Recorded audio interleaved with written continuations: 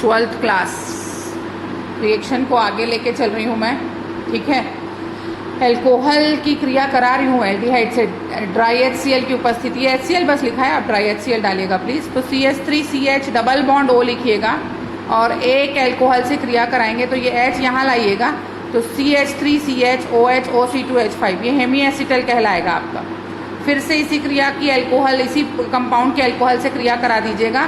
तो आप ना बॉन्ड स्ट्रेच करिए, एक इधर करिए एक इधर करिए, एक तरफ OC2H5 एक तरफ OC2H5 जोड़िए और H2O को बाहर निकाल दीजिए। ये आपका एसिटल का फॉर्मेशन दिखाएगा। क्लियर। उसके बाद एल्डिहाइड की एक बहुत इंपॉर्टेंट, देखिए फॉर्मेल्डिहाइड का बहुलीकरण आप कर रहे हैं। वाष्पन और संघनन रिवर्सिबल अभिक्रिया है। श्वेत क्रिस्टलीय ठोस आपको प्राप्त होने वाला है जिसका गलनांक 121 डिग्री होगा। n मोल ऑफ NHCHO लीजिए तो n मोल ऑफ HCHO आपको मिलेगा। बहुलक है, बहुलीकरण का मतलब एक से अधिक अणुओं की उपस्थिति। उसी तरह से 3HCHO लीजिए, कमरे के ताप पर क्रिया कराइए तो आपको मेटा फॉर्मेल्डिहाइड मिलेगा। CH2O फिर CH2CH2O, यानी एक बेंजीन रिंग बनाइए, साइक्लोहेक्सेन बनाइए कायदे से और अल्टरनेट CH2O को लगा दीजिए, है ना। इसके गलनांक बहुत इंपॉर्टेंट है। ये मेटा फॉर्मेल्डिहाइड है। अब अपन एसिटल्डिहाइड में भी देखते हैं। एक और बहुलीकरण देखिए आप, फॉर्मोज का बनना, ये बहुत इंपॉर्टेंट है। 6 अणु लेंगे, चूने के पानी की उपस्थिति में क्रिया करेंगे तो आपको C6H12O6 फार्मोज मिलता है, जिसे अल्फा एक्रोस के नाम से भी जाना जाता है। ये हेक्सोज शर्करा है, एक से अधिक अणु लगे हैं, इसलिए हम इसको भी बहुलीकरण की क्रिया में ही काउंट करते हैं। जैसे अपन पढ़े थे क्या कि NaOH की उपस्थिति में फॉर्मेल्डिहाइड की क्रिया कैनिज़रो अभिक्रिया कहलाती। तो जब 6 अणु लेके कैल्शियम हाइड्रोक्साइड या बेरियम हाइड्रोक्साइड की उपस्थिति में क्रिया करेंगे तो फॉर्मोज भी बनता है।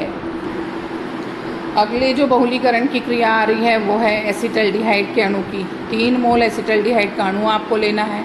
शांत H2SO4 की उपस्थिति में नॉर्मल टेम्परेचर में आप क्रिया करेंगे। CH3CHO का होल थ्राइस पैरा फॉर्मेल्डिहाइड द्रव चक्रीय संरचना है।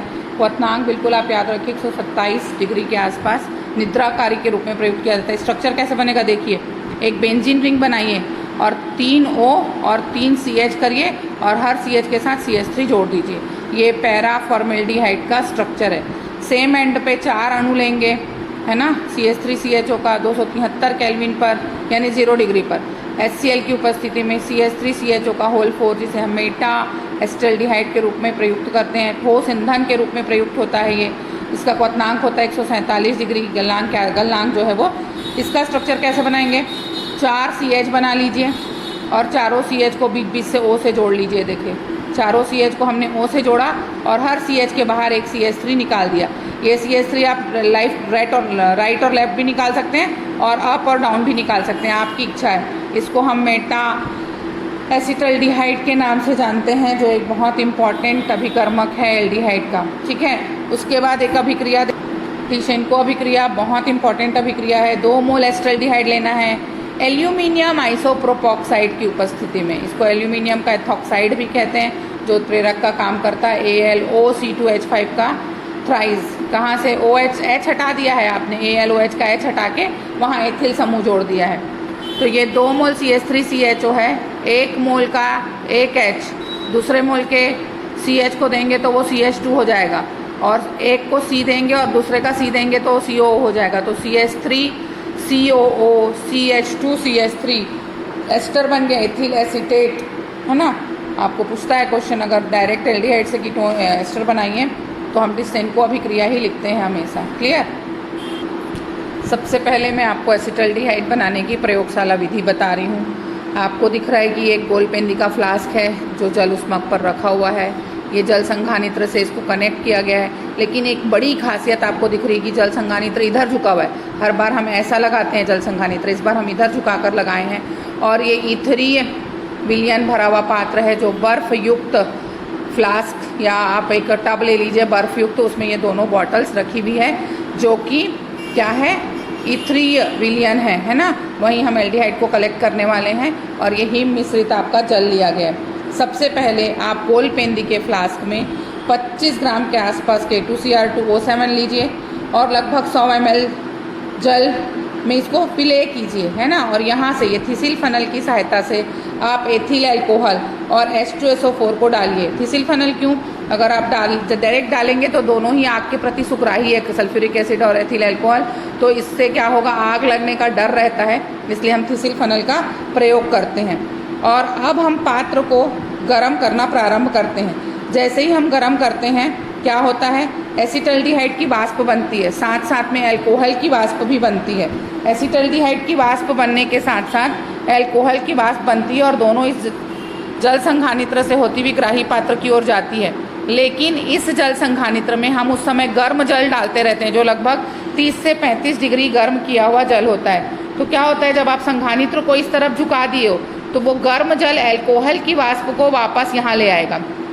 कहाँ ले आएगा, गोलपेंदी के फ्लास्क में, और केवल एल्डिहाइड की वाष्प इस इथ्रीय विलयन में जाकर कलेक्ट होने वाली है ना।